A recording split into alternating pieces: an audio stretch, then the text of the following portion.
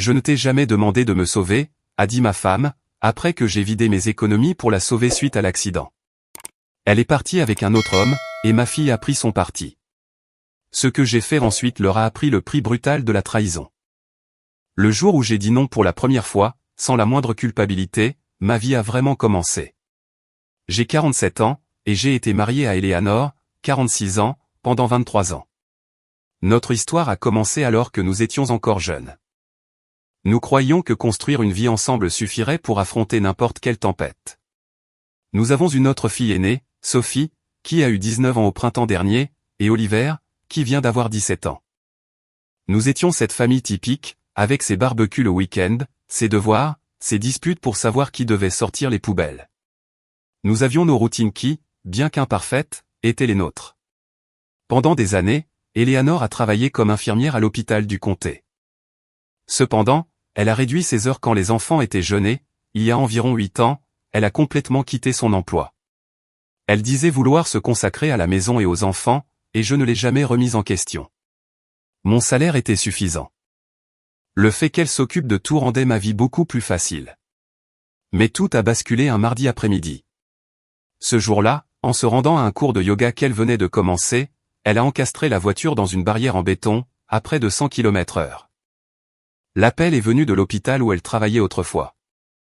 Un ancien collègue l'avait reconnue lors de son admission. Elle souffrait de multiples blessures, de fractures, et d'une hémorragie interne. Elle avait besoin d'une intervention chirurgicale immédiate. Je me souviens d'avoir attrapé les clés et conduit, en enfreignant toutes les limitations de vitesse possibles. Le médecin a dit qu'elle avait de la chance. Ce mot, chance, sonnait presque comme une provocation. Son bassin était brisé, plusieurs côtes étaient cassées, et elle souffrait d'un traumatisme crânien. Pourtant, elle était en vie. Avec suffisamment de rééducation, elle pourrait peut-être remarcher. Ce « peut-être » est resté coincé dans ma tête, comme une menace constante. J'ai appelé les enfants. Sophie a conduit de l'université jusqu'à l'hôpital, et Oliver a quitté le lycée plus tôt. Nous avons passé des heures, puis des jours, dans la salle d'attente. Nous entendions des termes que je n'aurais jamais imaginé entendre, critique, instable. Voyons comment elle évolue. Le 5e jour, Eleanor a ouvert les yeux. Elle était confuse, souffrante, mais vivante. J'ai senti le sol se dérober sous mes pieds, tant mon soulagement était immense. Les factures médicales sont arrivées avant même qu'elle ne quitte les soins intensifs. C'est à ce moment-là que j'ai découvert le vrai sens du mot « dévastateur ». Bien que nous ayons une assurance, la police avait une franchise très élevée. Cela avait toujours suffi, car nous n'avions jamais rien affronté de grave. Le coût de l'accident était brutal. Des milliers d'euros pour l'ambulance et les urgences, 32 000 pour la première opération, plus 20 000 pour la seconde. L'unité de soins intensifs accumulait les frais, jour après jour. La rééducation, les thérapies, les médicaments, les consultations. Finalement, j'ai vidé notre compte d'épargne. J'ai contracté un prêt sur mon fonds de retraite, j'ai plafonné les cartes de crédit, et je n'ai jamais hésité. Elle était ma femme, la mère de mes enfants. Quand une personne que vous aimez se bat pour remarcher, l'argent cesse d'exister. Après 3 semaines, Eleanor est rentrée à la maison. J'ai pris un congé au travail pour m'occuper d'elle à plein temps. Je l'aidais à se lever, je l'emmenais aux toilettes, je cuisinais, j'organisais ses médicaments, et je la conduisais à chaque séance de physiothérapie. Sophie venait le week-end pour aider, et Oliver faisait de son mieux après les cours. Pendant le premier mois, Eleanor s'est montrée reconnaissante. Elle disait qu'elle ne savait pas comment elle aurait supporté tout cela sans moi. La rééducation était très dure. Pourtant, à la 6e semaine, elle se déplaçait dans la maison sans aide. Et, à la 8e semaine, elle était presque revenue à la normale. C'est là que les choses ont commencé à changer. Elle est devenue silencieuse, distante. Elle passait des heures à envoyer des messages. Quand je lui demandais à qui elle parlait, elle répondait que c'était un groupe de soutien pour les survivants d'accidents. Cela semblait logique, alors je n'ai pas insisté. Puis, elle a commencé à sortir plus souvent. D'abord pour des rendez-vous médicaux, puis des cafés avec des amis, et plus tard, de longues sorties avec des personnes censées faire partie de ce groupe. Je la soutenais. Je pensais qu'elle avait besoin de se vider la tête, de trouver des gens qui comprenaient ce qu'elle avait traversé. Pendant ce temps, Sophie était toujours à l'université. Oliver continuait sa routine scolaire, et je suis retourné travailler, pour affronter la montagne de dettes. Mais Eleanor n'était plus la même. Il y avait une froideur dans sa façon de parler, une distance calculée. C'était une intention claire de me repousser, sans le dire directement. Après 23 ans, je connaissais ses gestes, ses silences, et ses humeurs. Ce n'était ni de la fatigue, ni un traumatisme, ni un effet émotionnel de l'accident. C'était autre chose. J'ai essayé de lui parler à plusieurs reprises. Elle répondait toujours que j'exagérais, ou que je m'imaginais des choses. 3 mois après l'accident, elle pouvait vivre normalement. Les médecins parlaient presque d'un miracle. Mais, sur le plan émotionnel, c'était comme si une autre personne était revenue. Puis, le jour est arrivé où tout s'est confirmé. Quelques mois après l'accident, Eleanor a convoqué une réunion de famille. C'était un samedi. Sophie était à la maison, et Oliver était dans sa chambre, en train de jouer aux jeux vidéo. Elle m'a demandé de l'appeler, car elle voulait nous parler à tous ensemble. J'ai pensé qu'il s'agissait d'un résultat médical, d'un effet à retardement, ou peut-être voulait-elle parler de la dette qui nous étouffait. Nous nous sommes assis dans le salon. Elle semblait trop calme, ce qui n'a fait qu'accroître mon inquiétude. Elle a commencé par dire qu'elle avait réfléchi à la vie après l'accident. Elle avait failli mourir. À l'hôpital, elle avait pensé aux expériences qu'elle n'avait jamais eues, et à tout ce qu'elle avait sacrifié en se mariant si jeune. Puis, elle a simplement lâché le morceau « Je veux un divorce ». Les mots m'ont frappé avec une force que je ne pouvais pas gérer. La mâchoire de Sophie s'est décrochée, incapable de parler. Oliver a levé les yeux de son téléphone, comme s'il venait d'entendre quelque chose d'impossible. Je n'ai pu que demander « Quoi ?» Elle m'a regardé, comme si j'interrompais une décision prise depuis longtemps. « Je veux divorcer », a-t-elle répété, avec le même calme que l'on utilise pour commander un café. Je n'aurais jamais imaginé entendre une chose pareille, dans ma propre maison. Eleanor m'a fixé, avec une froideur que je ne lui connaissais pas. Elle a déclaré, sans le moindre tremblement dans la voix, « Je peux prendre soin de moi maintenant. Je suis guérie, et j'ai réalisé que je ne veux plus continuer à gâcher ma vie dans un mariage qui ne me satisfait pas. » La façon dont elle a prononcé « gâcher ma vie » m'a transpercé la poitrine. Quand j'ai essayé de répondre, ma voix est sortie plus aiguë que d'habitude. Gâcher ta vie, Eleanor ? Qu'est-ce que tu racontes ? Elle a pris une grande inspiration, comme si elle avait répété chaque mot. Je me suis mariée à 23 ans. Tu as été le seul homme avec qui j'ai été. Je n'ai jamais eu la chance d'expérimenter quoi que ce soit, de vivre comme je le voulais vraiment. L'accident m'a ouvert les yeux. Je ne vais pas me contenter de quelque chose qui ne me rend plus heureuse. Ce mot, contenter, m'a brûlé de l'intérieur. J'ai senti le sol trembler, en comprenant qu'elle disait tout cela devant nos enfants. Je me suis tourné vers eux.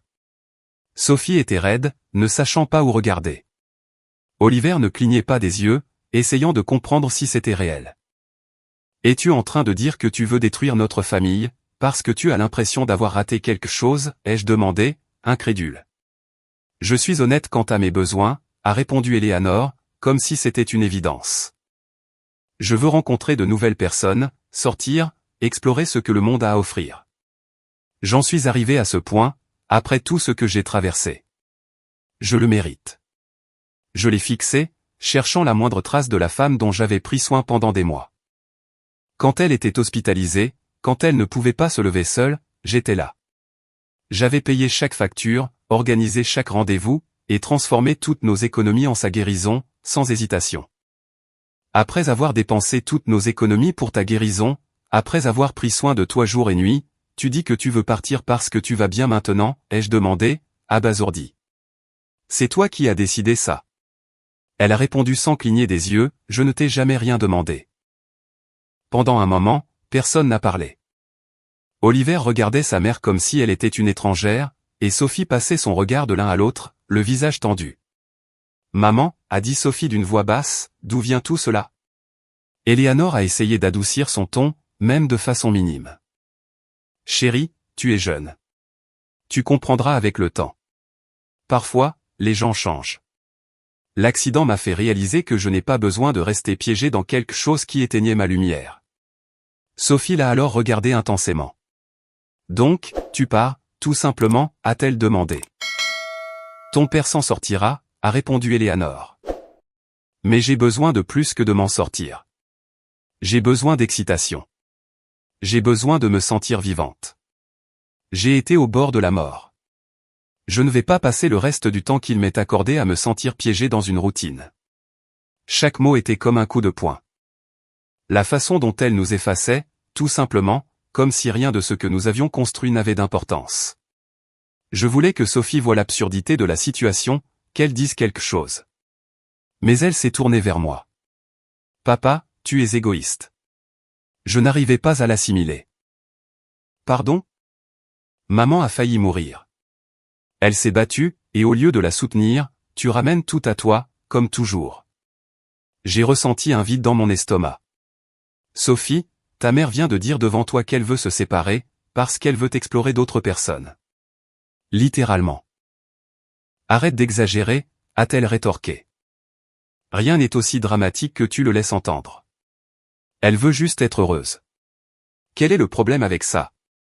Tu devrais être assez mature pour l'accepter, sans faire de scène. C'était comme si j'étais un intrus dans ma propre maison. Comme si ma fille me regardait, avec le mépris d'une étrangère. Tu es sérieuse? Tu es de son côté, ai-je demandé. Il ne devrait pas y avoir de côté, papa. Cela fait partie de la guérison de maman. C'est toi qui compliques tout. C'est épuisant. Épuisant. Égoïste. Contrôlant. C'étaient les mots de ma fille, pendant qu'Éléanore parlait de divorce, sans aucune honte. Puis, Oliver s'est soudainement levé. Vous êtes devenues folles toutes les deux, a-t-il dit, en regardant d'abord sa mère. Maman, tu fais vraiment ça? Papa a été avec toi tous les jours. Il s'est endetté pour toi, et maintenant tu veux partir, parce que tu veux fréquenter d'autres hommes. Well, ce n'est pas comme ça, a essayé de dire Éléanore. C'est exactement comme ça. C'est exactement ce que tu as dit. Et toi? Il s'est tourné vers Sophie. Tu vas traiter papa d'égoïste. C'est lui qui a maintenu cette famille unie, alors que maman veut maintenant la détruire, parce qu'elle a envie d'avoir des aventures. Ne me parle pas comme ça, a réagi Sophie, rouge de colère. Tu ne comprends rien. Tu n'es qu'un gamin. Je comprends que maman agit de façon horrible, et que tu la soutiens juste parce que tu es pareil. Sophie s'est levée, furieuse et tremblante. Garde tes bêtises pour toi, Oliver. Ça suffit. Éléanore a tenté d'intervenir, sans aucune véritable autorité. Puis, elle m'a regardé, comme si j'étais responsable du chaos. C'est pour cela que je voulais que nous parlions en famille, pour aller de l'avant, pour agir comme des adultes. Je me suis levé. J'ai remarqué que mes mains tremblaient, mais ma voix est restée ferme. Tu veux aller de l'avant? Parfait. Toi et Sophie, vous pouvez dégager de chez moi. Éléanore a cligné des yeux. Pardon? Tu m'as bien entendu. Tu veux un divorce? Tu veux expérimenter? Tu dis que tu peux te débrouiller seul? Alors fais-le, mais dehors. Papa, a tenté Sophie.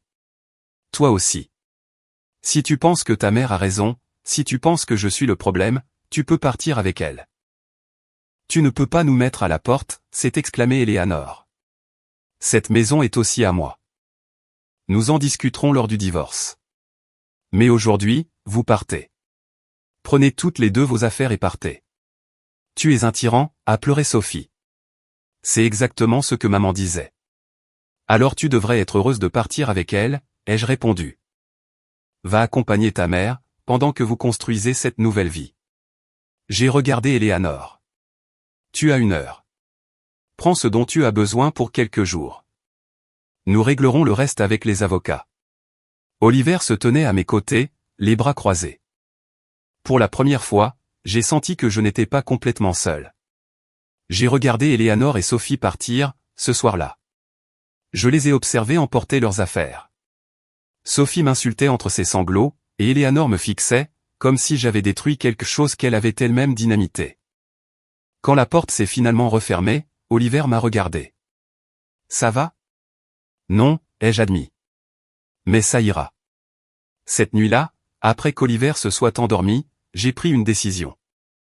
Si Eleanor voulait divorcer de cette façon, et si soudainement, il devait y avoir quelque chose de plus derrière tout cela. Personne ne détruit 23 ans de mariage sans aucune raison. Je suis allé sur l'ordinateur que nous partagions, celui qu'elle utilisait quand son téléphone chargeait, et j'ai commencé à enquêter. Pendant longtemps, j'ai cru connaître chaque recoin de la vie qu'Eleanor et moi avions construite. Je croyais que, malgré les disputes, les années difficiles, et les fardeaux que nous portions tous les deux, il y avait là une base solide. Mais cet après-midi-là, assis devant son ordinateur, avec sa session toujours ouverte, comme si l'idée de cacher quelque chose ne lui avait jamais traversé l'esprit, j'ai compris. Je n'avais aucune idée de qui était la femme avec laquelle j'avais vécu pendant tant d'années. Trouver les messages m'a pris moins de temps que de préparer un café. 10 minutes, peut-être moins. Pas de mots de passe complexes, pas de double vérification, aucune prudence. C'est ce qui m'a le plus frappé. Non pas le contenu, mais à quel point elle se fichait royalement de le cacher. Et, en entrant dans les conversations, j'ai immédiatement compris pourquoi. Le nom de Kao revenait sans cesse, comme une ombre toujours présente, mais invisible pour moi. D'après leurs échanges, ils s'étaient rencontrés dans le groupe de soutien. Une chose qui, apparemment, servait davantage d'excuse que de véritable thérapie. Il était clair que cet environnement était devenu un terreau fertile pour des relations parallèles, et la leur s'était développée à une vitesse insultante. En faisant défiler l'historique, j'ai réalisé qu'il ne s'agissait pas d'une passade, ni d'une liaison impulsive. Ils échangeaient des messages depuis 3 mois. Exactement au moment où Eleanor avait commencé à s'éloigner de moi. Ses excuses étaient diverses, elle avait besoin d'espace, elle voulait se sentir vivante, ou elle souhaitait retrouver son indépendance. À l'époque, je pensais que cela faisait partie du processus émotionnel post-accident. Mais maintenant, je comprenais qu'elle préparait ses adieux. Ce qui m'a vraiment détruit, ce ne sont ni les messages romantiques, ni les photos, ni les insinuations. C'est de découvrir qu'ils avaient planifié tous les deux, avec une précision quasi chirurgicale, chaque étape pour se séparer de moi, sans laisser de détails au hasard. Le bon moment, la façon de manipuler l'histoire, la manière de me faire culpabiliser, tout était soigneusement orchestré. Il y avait des messages auxquels, même aujourd'hui, j'ai du mal à croire. L'un d'eux, envoyé par Eleanor 6 semaines plus tôt, disait « Je profite de cette convalescence jusqu'à ce qu'il n'y ait plus rien. Quand les médecins me donneront le feu vert, et que je pourrai partir sans remords, je m'en irai. Avant cela. Il doit payer pour absolument tout. Je ne suis pas stupide. » J'ai lu ce texte plus de 10 fois. J'essayais d'assimiler le niveau de calcul, et la froideur derrière chaque mot. 2 semaines avant, elle en avait écrit un autre, « Je n'arrive pas à croire qu'il ait contracté des prêts, vidé les économies, et qu'il paie chaque facture sans poser de questions. C'est pathétique. Je devrais me sentir coupable mais, honnêtement, je l'ai toujours vu comme un plan B. J'ai besoin de cet argent pour ce qui m'attend. » Kao avait répondu avec enthousiasme, presque en célébrant, « Tu as raison. Profite de tout ce que tu peux, puis disparaît. Ce type vit pour faire plaisir. Il ne comprendra même pas ce qui s'est passé. » Et Eleanor, comme si elle parlait de la pluie et du beau temps, avait conclu, « Je sais exactement qui il est. Il est utile, tant que ça dure. Quand je sortirai de l'hôpital, je ne regarderai même pas en arrière. J'ai déjà perdu trop d'années à faire semblant d'aimer quelqu'un qui ne vaut rien. » Je suis resté immobile, sentant mon monde se fendre en deux. Tout ce que j'avais fait pour elle, les nuits à l'hôpital, l'épuisement, les prêts, les fois où j'avais renoncé à m'acheter quelque chose car l'argent pouvait l'aider. Tout cela était réduit, dans sa tête, à un simple calcul. Chaque geste qui, je le croyais, signifiait quelque chose pour nous deux, n'était finalement qu'un outil. Elle l'utilisait sans vergogne, tout en construisant une vie parallèle. Il y avait des photos, des vidéos, des conversations sur un déménagement, des comptes communs, des projets de voyage, des itinéraires. Kao, récemment divorcé et disposant d'un peu d'argent, incarnait cet avenir qu'Eleanor désirait tant. Moi, en revanche, je n'étais que le pont. J'étais son moyen de transport, son distributeur automatique émotionnel et financier. J'ai fait des captures d'écran d'absolument tout. Pas pour me venger à ce moment-là, mais parce que j'avais besoin de preuves. Je devais m'assurer que je ne perdais pas la tête. J'avais besoin de confirmer que ce que je voyais n'était pas une exagération, causée par le choc. J'ai sauvegardé chaque élément de preuve, les messages, les photos, les conversations, les dates, et même des captures du profil de KO, afin d'avoir une chronologie complète des événements. Puis, j'ai pris une grande inspiration, et j'ai pris la deuxième décision la plus importante de cette semaine-là, vérifier nos finances. Je savais que nous avions un compte commun. Mais je me souvenais aussi qu'Eleanor avait toujours conservé son compte personnel. Celui qui, selon elle, représentait sa sécurité émotionnelle. Je ne l'avais jamais remis en question. Pour moi, il était sain que chacun de nous ait son indépendance. Mais ce que j'ai découvert m'a fait réaliser une chose. J'avais été le seul à subvenir aux besoins de cette maison, pendant qu'elle accumulait un coussin financier pour s'enfuir. Parmi ses affaires, j'ai trouvé ses relevés bancaires, organisés dans des dossiers accessibles à n'importe qui. Elle n'avait jamais imaginé que je vérifierais cela. Et c'était là. 30 000 € sur son compte personnel. De l'argent auquel elle n'avait jamais touché. Pas même lorsque j'ai dû contracter des prêts pour payer ses opérations, ses thérapies, et ses consultations médicales. Pendant que je vidais mes économies, et que je jonglais avec les cartes de crédit, elle mettait de côté, sans la moindre once de remords. La rage que j'ai ressentie n'était pas explosive. Je n'ai pas crié, je n'ai rien cassé. C'était une froideur tranchante qui parcourait mon corps. Une clarté douloureuse. Eleanor s'était servie de moi, dès le premier jour après l'accident. Il n'y avait ni amour, ni gratitude, seulement du calcul. Le lundi matin, sans hésitation, j'ai pris rendez-vous avec un avocat. Et là, en discutant, j'ai réalisé une chose que j'avais complètement effacée de ma mémoire, le contrat de mariage.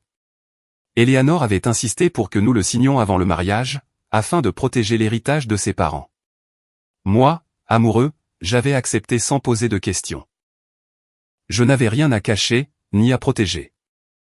L'accord stipulait que ce qui était à elle resterait à elle, et que ce qui était à moi resterait à moi. À l'exception d'une clause oubliée, si l'un de nous commettait un adultère, l'accord serait totalement annulé, et tout serait divisé à parts égales. Mon avocat l'a mentionné avec un calme professionnel. Mais pour moi, ce fut comme voir toutes les pièces d'un puzzle s'emboîter enfin. La stratégie qu'Eleanor avait créée, pour protéger son propre argent, se retournait contre elle, à cause de sa propre trahison. Déposez tout, ai-je dit fermement. Je veux la demande de divorce, l'inventaire des biens, la requête formelle, tout. Je veux qu'elle reçoive les documents d'ici vendredi. Avant de partir, l'avocat m'a interrogé au sujet de Sophie. Ma fille a plus de 18 ans, ai-je répondu. Mais je veux mettre à jour mon testament. Je veux la retirer complètement. C'est légal, a-t-il confirmé. Et nous inclurons une clause pour qu'elle ne puisse pas le contester. Parfait. Tout ira à Oliver. J'ai quitté le bureau en ayant l'impression, pour la première fois depuis des mois, de contrôler ma vie.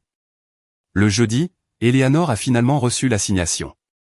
Elle vivait avec Sophie, dans un appartement qu'elles avaient loué ensemble. Je le savais grâce à Oliver. Il essayait encore de maintenir le contact avec sa sœur, et m'avait dit qu'il tentait de la convaincre de voir la réalité. Mais elle semblait avoir aveuglément adopté la version de sa mère. 30 minutes après avoir reçu les papiers, Eleanor m'a appelé. J'ai laissé sonner jusqu'à la messagerie. Qu'est-ce que c'est que ça? Pourquoi allègues-tu l'adultère? Tu veux annuler le contrat de mariage? C'est de la folie. Appelle-moi tout de suite. Il faut qu'on parle. J'ai effacé le message, sans même l'écouter jusqu'à la fin. Elle a appelé, encore et encore. Ensuite, c'était au tour de Sophie. J'ai bloqué les notifications. Ce soir-là, Oliver est apparu à la porte de ma chambre, inquiet et épuisé. Sophie a dit que tu accusais faussement maman, a-t-il marmonné. Rien de tout cela n'est faux. J'ai des preuves de tout. Je sais, a-t-il admis. Je le lui ai dit, mais elle ne veut pas écouter. J'ai posé mes mains sur la table, et pris une grande inspiration. Ce n'est plus mon problème. Oliver a hésité, comme s'il anticipait déjà la suite. Elle a demandé si tu serais prêt à lui parler. Non, ai-je répondu sans détour. Il m'a regardé, avec un mélange de tristesse et de résignation. Papa, tu as toujours été là pour moi. Mais Sophie. Elle a pris sa décision, les jeux interrompus. Et maintenant, elle doit en assumer les conséquences. Eleanor et Sophie avaient franchi une ligne que je n'aurais jamais cru qu'elles franchiraient. Mais le pire restait à venir. Quelques jours plus tard, lors d'une violente dispute, Sophie m'a traité d'égoïste et de manipulateur, parce que je ne soutenais pas la relation que sa mère avait entamée en secret. Elle affirmait que, si je ne l'acceptais pas, c'était parce que je voulais contrôler leur vie. Lorsqu'elle a choisi de se ranger complètement du côté de sa mère, j'ai compris qu'il me faudrait affronter tout ce qui allait suivre. Peu de temps après, Oliver est rentré du lycée en me regardant avec inquiétude. Il a laissé tomber son sac à dos par terre, et a pris une grande inspiration avant de parler. « Papa, Sophie a découvert pour le testament », a-t-il dit, visiblement nerveux. Je n'étais pas surpris, sauf par la rapidité avec laquelle c'était arrivé. « Comment l'a-t-elle découvert ?» Maman le lui a dit. L'avocat lui a envoyé la documentation financière et, au milieu, il y avait une copie du Nouveau Testament. Sophie m'a appelé, désespérée. Qu'a-t-elle dit exactement? Que je ne peux pas lui faire ça? Quelle est ma fille? Que je la punis pour avoir soutenu sa mère? Que ce n'est pas juste? Prévoit-elle quelque chose? Oliver a haussé les épaules. Elle n'a rien voulu me dire. Mais quand elle m'a appelé, elle parlait avec maman. Elles étaient toutes les deux très contrariées. 3 jours plus tard, on a sonné à la porte. En ouvrant, j'ai trouvé 2 agents de police, un homme et une femme. Tous deux affichaient une expression professionnelle et sérieuse. « Êtes-vous le propriétaire de cette résidence ?» a demandé l'agent masculin. « Oui, c'est moi. »« Que se passe-t-il ?» ?»« Nous devons vous poser quelques questions au sujet d'une plainte qui a été déposée. »« Pouvons-nous entrer ?» J'ai senti un poids dans mon estomac, bien que j'ai essayé de garder un visage neutre. « Quel genre de plainte ?»« Violence conjugale », a répondu l'agent. « Votre fille affirme que vous avez agressé physiquement votre femme, pendant sa convalescence après l'accident. » Je suis resté immobile quelques secondes, incapable d'assimiler l'information. Quand j'ai enfin pu parler, ma voix est sortie ferme. C'est complètement faux. Ma femme et moi sommes en instance de divorce. Cette plainte est une mesure de représailles. Les agents sont entrés, se sont assis dans le salon avec moi, et ont commencé à poser des questions. Ils m'ont interrogé sur le rétablissement d'Eleanor, sur notre relation, et m'ont demandé si je m'étais déjà comporté de manière agressive ou violente. J'ai répondu calmement, en détaillant chaque chose. Lorsqu'ils ont demandé des preuves de l'endroit où je me trouvais aux dates mentionnées, j'ai sorti mon téléphone. J'ai montré mon emploi du temps professionnel, mes heures pointées, ainsi que les rendez-vous médicaux et les séances de physiothérapie auxquelles j'avais moi-même accompagné Eleanor. J'ai également fourni les preuves de mes congés familiaux, demandés pour m'occuper d'elle. J'ai aussi tous les dossiers cliniques, ai-je ajouté. Les bilans de santé, les séances de physiothérapie, les examens. S'il y avait eu la moindre agression, les médecins l'auraient détecté. Ils ont tout consigné par écrit. Les agents ont échangé un regard. Nous devrons poursuivre la procédure, a déclaré le policier, mais nous apprécions votre coopération. Dès qu'ils sont partis, j'ai appelé mon avocat. Sophie a déposé une plainte, affirmant que j'avais violenté Eleanor pendant sa convalescence. Quoi, a-t-il répondu, incrédule. La police vous a déjà parlé? Oui, ils sont venus aujourd'hui. Je leur ai tout montré. Mes relevés de travail, la documentation médicale, mon emploi du temps. Cela ne fait pas que compliquer le divorce, a-t-il déclaré d'une voix tendue. C'est aussi un délit. Si elle a fait ça pour influencer la procédure, c'est encore plus grave. Vous pouvez prouver que c'est un mensonge. Oliver était avec vous tout le temps, il peut témoigner. Je n'ai jamais levé la main sur Eleanor. Parfait. Nous allons également demander les dossiers médicaux de l'hôpital, ainsi que toutes les séances de thérapie. S'il y avait eu la moindre violence, cela figurerait dans ces documents. L'absence de preuves joue entièrement en votre faveur. L'enquête policière est devenue un véritable calvaire. Il y a eu de nombreuses déclarations, des entretiens avec Oliver, et la soumission de preuves financières. J'ai dû prouver chaque paiement effectué pour les soins d'Eleanor. Oliver a été impeccable. Il a expliqué que j'étais présent tous les jours, et qu'il n'avait jamais vu le moindre geste agressif de ma part. Sophie ment, a-t-il affirmé aux inspecteurs. Elle est en colère parce que mon père l'a retirée du testament. C'est une vengeance. La police a également interrogé Sophie et Eleanor. Une semaine plus tard, mon avocat a reçu les transcriptions. Dès la première question, l'histoire de Sophie a commencé à s'effondrer. Elle affirmait que tout s'était passé un mardi soir. Or, je travaillais jusqu'à 20h30 ce jour-là, et mes collègues pouvaient le confirmer. Elle a dit avoir été témoin d'agressions à plusieurs reprises le week-end. Mais elle ne rentrait à la maison que certains week-ends, et j'avais la preuve des rendez-vous médicaux auxquels j'avais accompagné Eleanor ces jours-là précisément. Il n'y avait aucun dossier clinique montrant des signes de violence. Quand ce fut au tour d'Eleanor de témoigner, elle a confirmé tous les mensonges de Sophie. Même lorsque les inspecteurs ont démontré que les dates ne correspondaient pas, et que les rapports médicaux contredisaient ses déclarations. C'est à ce moment-là que j'ai compris, elles avaient tout planifié ensemble. Une mère et sa fille, tentant de me détruire pour préserver un héritage.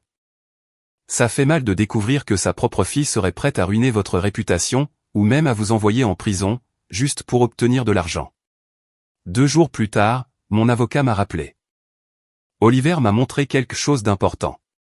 Il m'a parlé du vieil ordinateur portable de Sophie, celui qu'elle a laissé chez vous. Il l'utilisait pour ses devoirs. Et la session de Sophie était restée ouverte. Il a trouvé des conversations complètes avec Eleanor. Il y a des messages datant du moment où Sophie a découvert la mise à jour du testament. Nous devons faire quelque chose à propos de papa, a-t-elle écrit. J'ai une idée. Et 3 jours plus tard, Sophie a déposé sa plainte. Mon avocat a tout imprimé, mais l'élément le plus révélateur était un échange spécifique. Après le dépôt de la plainte, Eleanor a écrit « Penses-tu que ce sera suffisant pour obtenir son argent ?» Sophie a répondu « Il le faut. Je ne vais pas tout perdre, juste parce qu'il complique les choses. » Elles avaient tout laissé par écrit, noir sur blanc. L'enquête s'est terminée, et le dossier a été transmis au bureau du procureur. 3 semaines plus tard, le procureur a analysé les preuves, et a décidé de porter plainte. Fausse déclaration, complot, et entrave possible à la justice dans le cadre du divorce. Cela a détruit toute crédibilité pour chacune d'elles. La police va clore l'enquête sur les violences, a expliqué mon avocat. Il n'y a aucune preuve. Les déclarations se contredisent, et il y a des preuves de coordination. Nous allons nous assurer que le juge des affaires familiales examine chaque document. L'audience était fixée à 3 semaines plus tard. Lorsque mon avocat a déposé la requête, visant à inclure l'enquête de police dans la procédure de divorce, sa stratégie est devenue évidente. Il voulait démontrer, sans l'ombre d'un doute, qui elle était vraiment, et comment elle se comportait quand elle pensait que personne ne regardait. Il a préparé un dossier volumineux, contenant des rapports, des transcriptions, et des captures d'écran. Tout était impeccablement organisé, afin que le juge puisse suivre, étape par étape, la chaîne des décisions qu'Eleanor avait prises. Son avocat, en revanche, a tenté d'empêcher cela dès la première minute. Il a fait valoir que ces preuves étaient hautement préjudiciables, et qu'elles n'avaient aucun lien direct avec les questions matrimoniales. Selon lui, la présentation de ces documents ne servait qu'à introduire de la mauvaise foi dans la procédure. Mais lorsque la juge a pris les documents et a commencé à les analyser, l'atmosphère s'est immédiatement tendue. Il ne lui a fallu que quelques minutes pour lire les messages entre Eleanor et Sophie, et pour examiner les incohérences de leur récit. Finalement, elle a levé les yeux, avec une sérénité absolue, et a déclaré « Les preuves sont admises ». Ces informations concernent directement la moralité et la crédibilité des parties impliquées. Elles sont versées au dossier. À partir de cet instant, j'ai su que le cours du procès avait changé. Le matin de l'audience, je suis arrivé tôt. Je me suis assis à côté de mon avocat, j'ai pris une grande inspiration, et j'ai essayé de rester calme. Quand Eleanor est entrée avec son représentant légal, j'ai remarqué à quel point elle était nerveuse. Elle évitait de me regarder. Il n'y a eu aucune salutation, pas même un regard. Elle a simplement tourné la tête et s'est assise de manière rigide, comme si elle souhaitait que tout se termine rapidement. Sophie ne s'est pas présentée. Son propre avocat lui avait conseillé de se tenir à l'écart du tribunal, car il existait un risque réel qu'elle fasse face à des poursuites pénales. Ce détail en disait long. La procédure a duré 2 longues heures, même si, pour moi, cela a semblé beaucoup plus long. Mon avocat a présenté un récit complet, retraçant le début de la liaison avec K.O. Il a montré les messages où Eleanor admettait s'être servie de moi, pour des raisons de commodité financière. Il a exhibé les relevés bancaires, prouvant de façon évidente que mes ressources étaient épuisées, tandis que les siennes restaient intactes. De plus, il a méticuleusement reconstitué la chronologie des événements.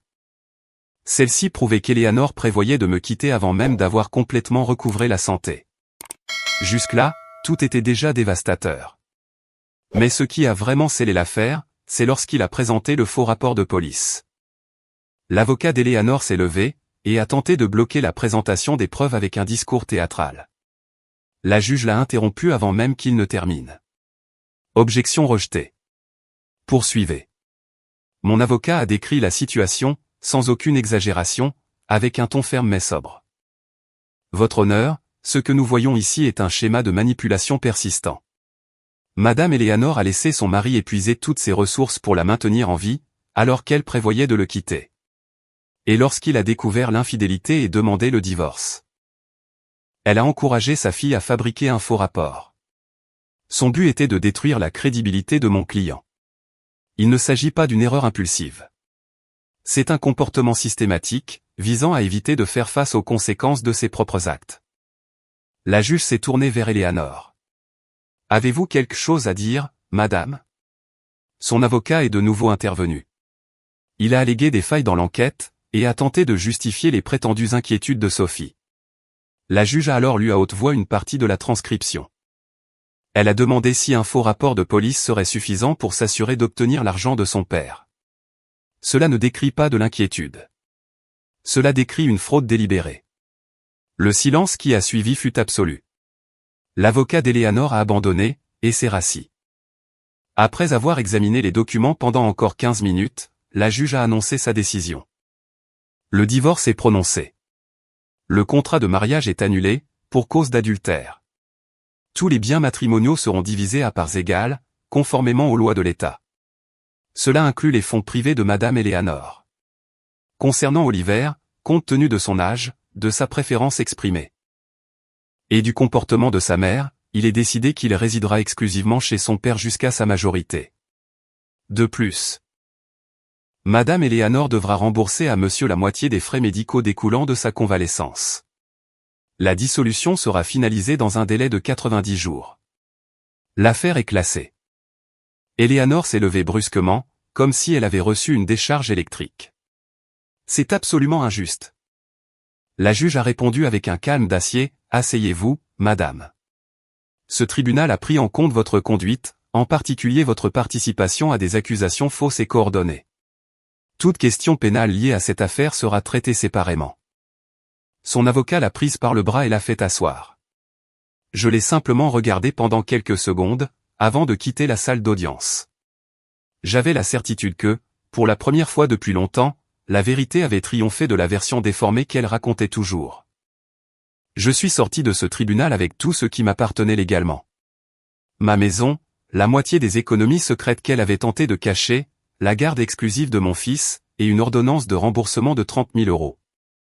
90 jours plus tard, le divorce était officiellement prononcé. À ce moment-là, j'avais un pressentiment que je ne pouvais pas ignorer. J'ai donc continué d'enquêter sur Kao, l'homme sur lequel Eleanor avait parié son avenir. Ce que j'ai découvert a dépassé toutes mes attentes. Kao avait une femme. Pas une ex-femme, mais une épouse légale et actuelle. Elle vivait avec lui sous le même toit, pendant qu'il travaillait sur leur relation. Eleanor ne le savait pas, ou ne voulait pas le voir. Mon instinct me disait que quelque chose clochait. J'ai donc commencé à chercher tout ce que je pouvais trouver. Des registres publics, des profils sur les réseaux sociaux, de vieilles photos. J'ai trouvé des clichés du mariage de Kao, publiés seulement 3 ans auparavant. J'ai aussi trouvé des photos de familles récentes, prises 8 mois plus tôt, et le nom de sa femme sur l'acte de propriété de leur maison. Les preuves étaient si évidentes que, seule une personne aussi aveugle qu'Eleanor, aurait pu croire aux histoires qu'il racontait. J'ai tout rassemblé méticuleusement. Les captures d'écran des conversations d'Eleanor, les reçus d'hôtel cachés parmi nos factures, et une chronologie précise. Je comparais la séparation qu'ils prétendaient vivre, avec les dates réelles de leur liaison. Ensuite, j'ai écrit un email court et direct. Je pense que vous devriez savoir ce que fait votre mari. Je joins les preuves. Bonne chance. 3 jours plus tard, elle a demandé le divorce. Contrairement à Eleanor, cette femme n'a pas hésité une seule seconde à protéger ses intérêts. Elle lui a absolument tout pris. La maison, les véhicules, et les actifs de l'entreprise. Kao est littéralement passé d'une vie confortable à un canapé chez un tiers, tout en essayant de réorganiser sa vie. Et avec cela, la grande romance d'Eleanor s'est effondrée. Elle avait misé son mariage, sa stabilité financière, et sa réputation, sur un homme qui a fini à la rue et fauché. C'est Oliver qui m'a raconté comment la suite des événements s'est déroulée. Il l'a appris par Sophie, qui tenait tout directement d'Eleanor. Apparemment, Eleanor et Kao avaient décidé de prendre un peu de temps, pour réfléchir à la situation. La vérité était simple, aucun d'eux n'avait d'argent. Eleanor a emménagé temporairement dans l'appartement de Sophie, mais il y avait un problème évident. Sophie était étudiante à l'université, avec un travail à temps partiel. Elle avait déjà du mal à subvenir à ses propres besoins. Alors, prendre en charge une adulte sans revenu, habituée à dépenser comme si elle bénéficiait encore d'une stabilité disparue, c'était impossible. Eleanor a dilapidé presque tout l'argent qu'elle avait reçu lors de la séparation. Des vêtements coûteux, une nouvelle voiture, des dîners, des achats impulsifs. Des tentatives ridicules pour impressionner Kao, lorsqu'elle pensait encore qu'il était sa porte de sortie. Elle s'est retrouvée sans économie, sans partenaire, sans maison, et sans réputation. Puis, l'inévitable s'est produit. Le bureau du procureur a déposé des accusations formelles contre elle deux, pour le faux rapport de police. Sophie a été accusée de fausses déclarations et d'entrave à la justice. Eleanor a également été inculpée pour complot. Elles ont accepté des accords de plaidoyer pour éviter pire. Elles ont écopé de travaux d'intérêt général, d'amende, et d'une mise à l'épreuve. Mais le pire, ce n'était pas la punition. C'était le casier judiciaire. Toutes deux se sont retrouvées avec des antécédents, et l'université de Sophie a été mise au courant de l'affaire. Ce n'était qu'une question de temps, avant que tout ce qu'elles avaient tenté d'utiliser contre moi ne se retourne contre elles. La procédure disciplinaire ouverte par l'université a avancé plus vite que je l'espérais. Lorsque les messages, et l'accord de plaidoyer avec le procureur, ont été rendus publics, la bourse de Sophie a été révoquée. Elle a été suspendue pour avoir violé le code de conduite des étudiants. Sans soutien financier, et dans l'incapacité de compter sur moi, retourner en cours est devenu impossible. 3 mois après la finalisation du divorce, Eleanor s'est présentée chez moi à l'improviste. J'étais seul. Oliver était sorti voir un ami quand j'ai entendu la sonnette. J'ai regardé par le Judas, et je l'ai reconnu immédiatement. L'usure des derniers mois était bien visible. Elle avait l'air plus fatiguée, plus vieille, comme si 5 années s'étaient abattues sur elle du jour au lendemain. J'ai ouvert la porte, mais je ne l'ai pas invitée à entrer. « Salut », a-t-elle dit, presque dans un murmure. « Que veux-tu, Eleanor ? Pouvons-nous parler, s'il te plaît ? Juste quelques minutes. » J'ai pris une grande inspiration, je suis sorti sous le porche, et j'ai refermé la porte derrière moi. Je n'allais pas la laisser de nouveau entrer dans ma maison. « J'ai fait une erreur », a-t-elle dit immédiatement, les larmes aux yeux. Tout ce qui s'est passé. Je n'avais pas toute ma tête. L'accident m'a troublé. Cela m'a mis hors de moi. Je ne sais pas à quoi je pensais. Tu sais exactement à quoi tu pensais, ai-je répondu, en gardant une voix ferme. Tu pensais pouvoir te servir de moi pour financer ta convalescence, puis me quitter pour un autre homme. C'est exactement ce que tu pensais. Je sais que ça en a l'air. Non, Eleanor, ça n'en a pas l'air. C'est exactement ce que tu as fait. Je le sais, parce que j'ai les messages. Tu as planifié chaque étape. Elle pleurait déjà. Pardonne-moi. Je t'ai fait du mal, je sais. J'avais tort. Mais maintenant, je traverse une période très difficile. Je me suis dit que, peut-être, nous pourrions. Je ne sais pas, essayer d'arranger les choses. Tu veux te remettre avec moi, ai-je demandé sans détour. Elle m'a regardé avec ce regard qui, autrefois, m'émouvait, mais qui, aujourd'hui, me fatiguait seulement. Non, ai-je répondu sans la moindre hésitation. Je t'en prie, je suis vraiment dans une mauvaise passe. Kao est parti, Sophie peut à peine subvenir à ses propres besoins. Je n'ai nulle part où aller. Tu as 1000 €. J'en ai déjà dépensé la majeure partie. Ce n'est pas mon problème. D'ailleurs, tu as une voiture, et un diplôme d'infirmière. Tu peux te débrouiller.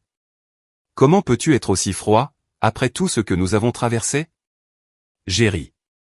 J'ai littéralement éclaté de rire. Tu me demandes vraiment ça?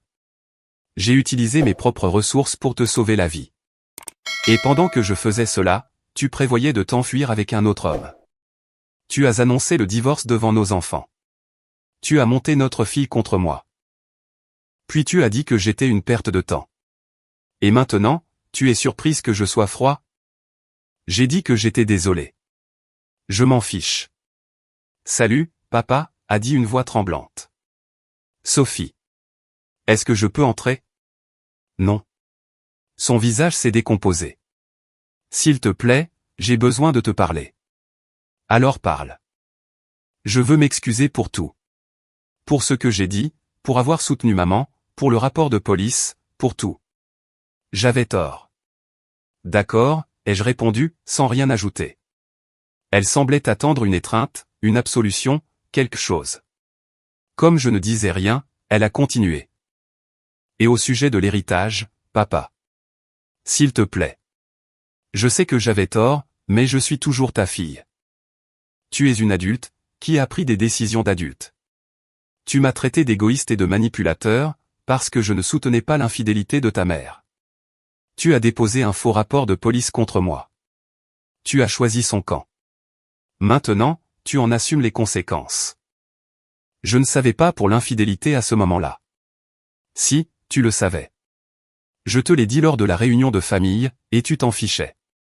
Tu étais trop occupé à la défendre. Les larmes coulaient sur son visage. Je ne peux pas y arriver seul, papa. Maman est dépassée. Je ne peux pas payer l'appartement. J'ai perdu ma bourse. L'université coûte si cher. Tu as 19 ans. Trouve un travail. Contracte des prêts étudiants. Fais ce que des millions de jeunes font. Vas-tu m'abandonner, moi, ta fille, a-t-elle demandé d'une voix brisée, s'accrochant à la dernière goutte de compassion qu'elle croyait encore exister entre nous. Je l'ai regardé fermement, sans détourner le regard. Pas avec colère, mais avec une clarté qu'il m'avait fallu des mois pour atteindre. Je ne t'abandonne pas, Sophie. Je te traite comme l'adulte que tu prétends être, lorsque tu as choisi de soutenir toutes les décisions de ta mère. Tu m'as dit de passer à autre chose, et que j'exagérais. Eh bien, voici ce que signifie assumer des choix d'adulte. Tu as gagné cette place toute seule. Elle a cligné des yeux, incrédule. Et qu'est-ce que je vais faire maintenant? Je ne peux pas payer l'université, je ne peux pas payer le loyer. Sa voix s'effritait à chaque mot. Je me suis occupé de tout cela, lorsque tu étais mineur et sous ma responsabilité, ai-je répondu sans prévenir. Mais tu n'agis plus comme quelqu'un qui occupe cette place. Tu t'es éloigné, au moment où j'avais le plus besoin de toi.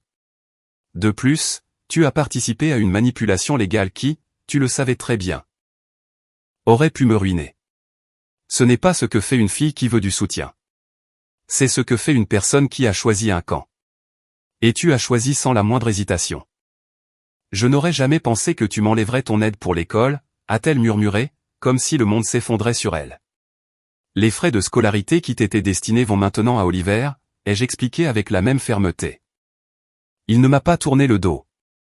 Il n'a pas essayé de me faire du mal. Et il a continué d'agir comme quelqu'un qui apprécie la présence de son père dans sa vie. Papa, a-t-elle tenté, croyant que le simple fait de répéter ce mot changerait quelque chose. Sophie, la vie ne fonctionne pas ainsi. Je te dis cela sans colère.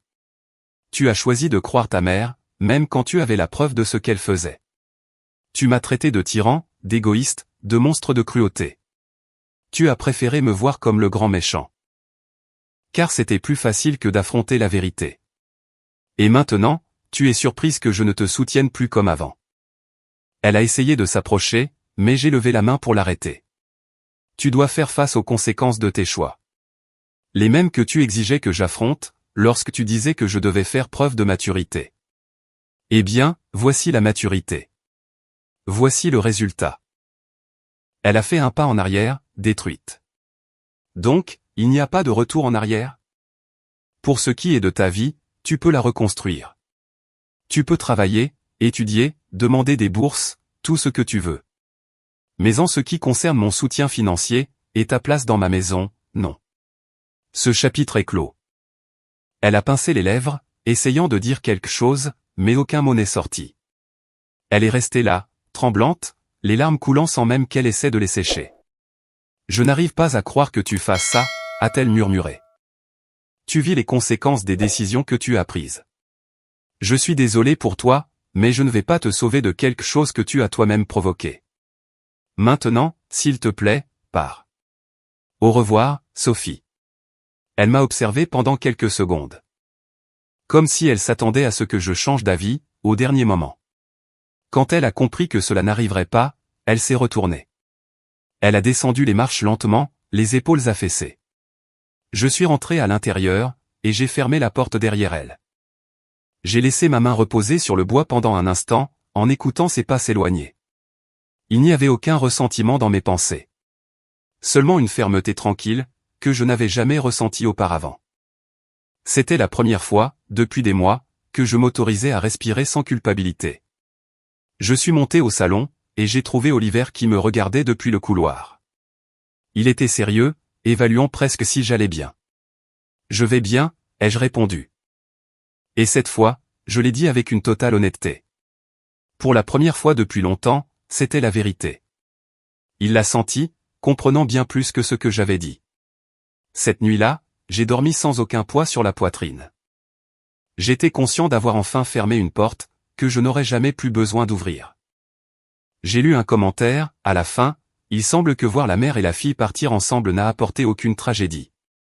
Juste un délicieux rappel que, parfois, la vie s'améliore exactement au moment où certaines personnes décident de suivre leur propre chemin. Qui l'aurait cru ?